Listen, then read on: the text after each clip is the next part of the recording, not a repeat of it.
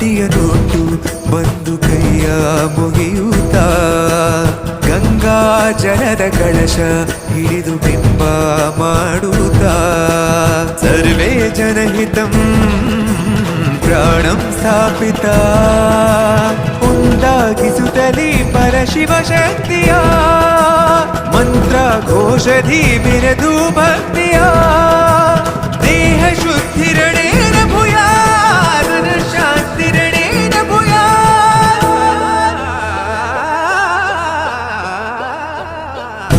ದೇಹಾಲಯವೇ ದೇವಾಲಯವು ಲೋಕಾನುಗ್ರಹವೇ ದೈವಾನುಗ್ರಹವು ಪ್ರಣವ ಸ್ವರೂಪ